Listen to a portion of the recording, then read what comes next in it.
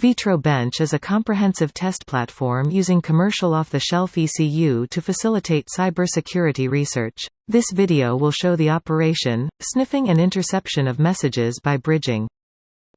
Hi everybody, now we're going to demonstrate the capability of this test bed in its sniffing, bridging, attack on the test bed.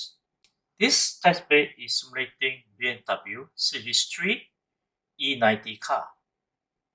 The car now is not connected to the battery.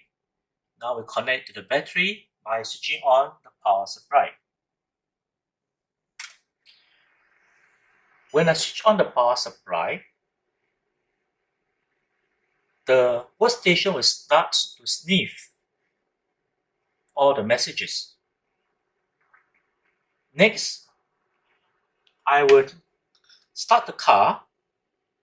You notice that the clutch status is now released. I need to depress the clutch and press the start button in order to start this manual gear car. So, the clutch status consists of two signals. One is a on-off signal to simulate that the clutch is pressed, and the other one is a 12-volt signal which we taken from the engine simulator to know that the clutch is totally pressed before the car allows it to start. We put in the car key.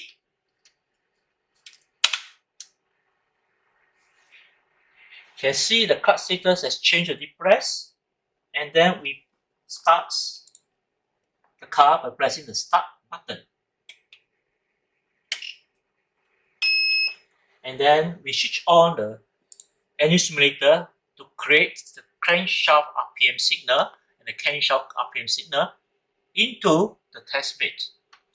You can see that the pump has started pumping on the oscilloscope. The yellow line is a fuel pump control signal that goes to control the fuel pump that pumps fuel into the engine. So the car now is running normally. At this stage, our RPM is set at 600 Hz, which you can see on the display 1. I increase RPM to 650, and you see that the engine speed is going up to 650. Everything is running properly now. Now, the car is not moving. The wheel is showing 0 km/h. We have added on a wheel speed simulator with a motor.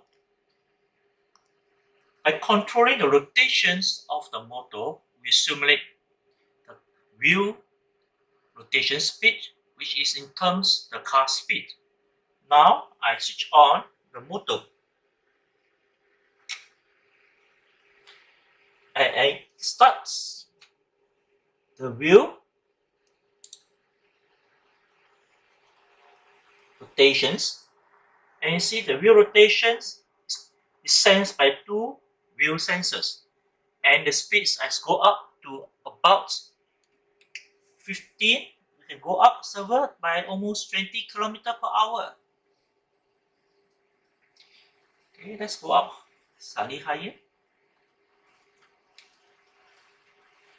Some more. Okay.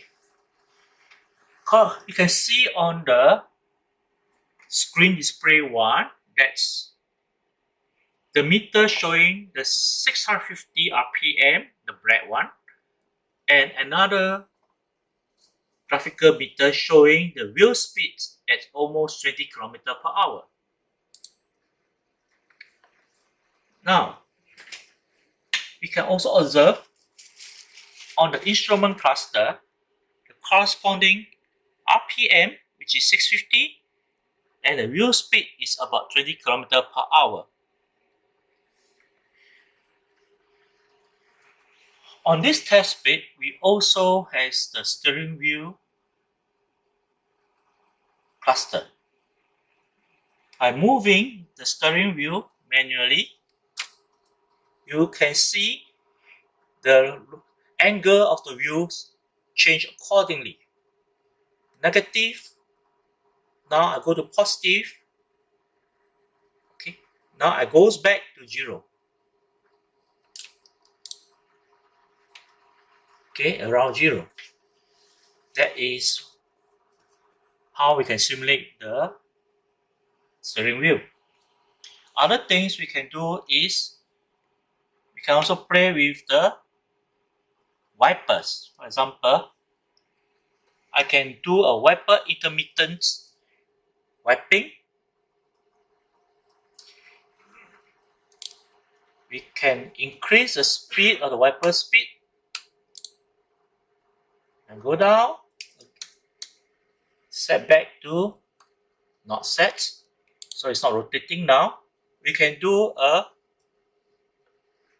continuous standard wiping of the wiper, continuous fast wiping of the wiper, reduce the speed of the wiper, stop the wiper.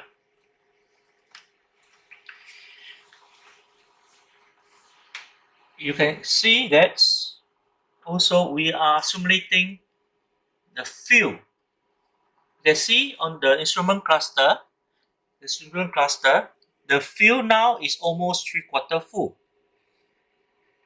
What we do is we can add resistors. Resistor here to simulate the fuel tank level in the left fuel tank and the right fuel tank by 2 resistors. So what you have seen here is the average of the 2 fuel tanks.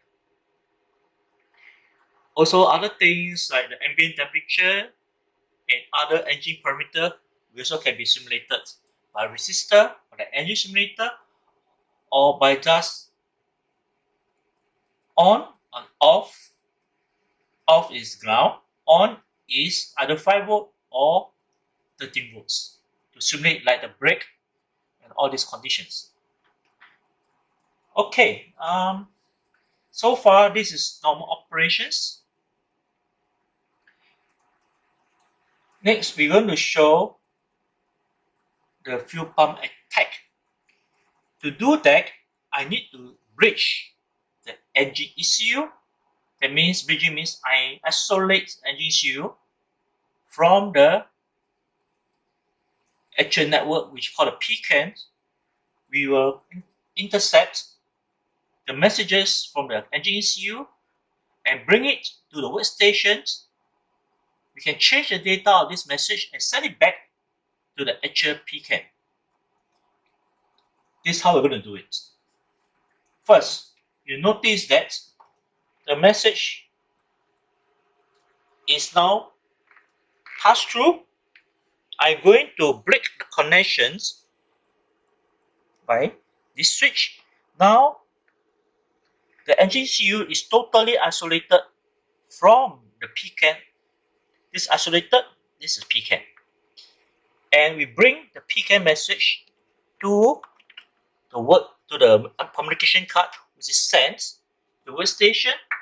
We change the data there and it comes back into PCAN. This workstation will have to run a program that will accept this message, change it, and then send it back. We can run this on the workstation by a Python program. By this, we have called the program called BMWEKP attacker bridge.py Python program. So I run it.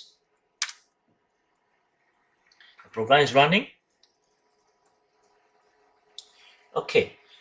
Now whatever message that comes into the PCAN from the isolated ECU will pass through workstation and back into the PCAN, but on the message ID OXAA, we will change the data on D8.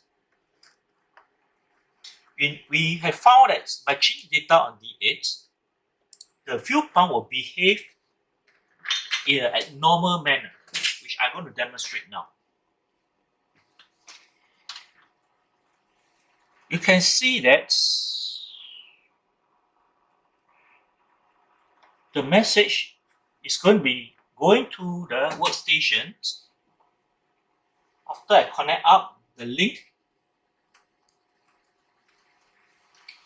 from the bridge, for the bridge.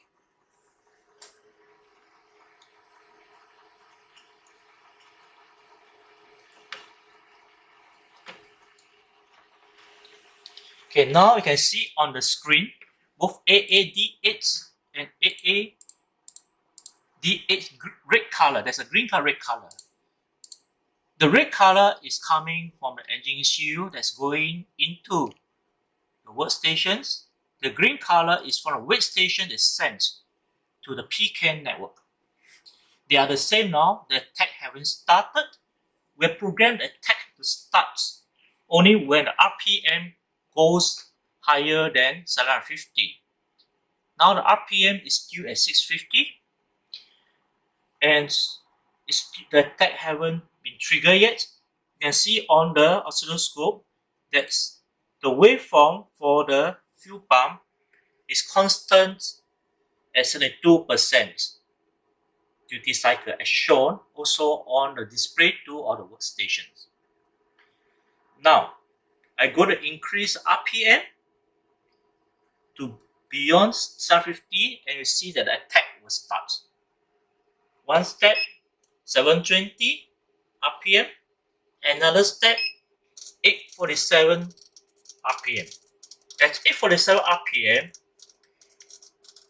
we have randomly fuzzed the message that is sent to the actual PCAN network. Instead of the constant B4, now it's sending random data bytes to D8 of message AA.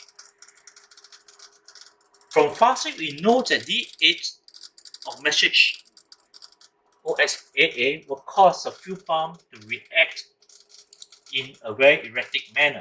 You can see on the scope, you can see on the screen that the duty cycle is changing in a very abnormal manner.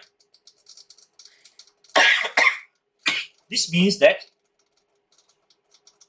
the fuel that is pumped to the engine is not constant now.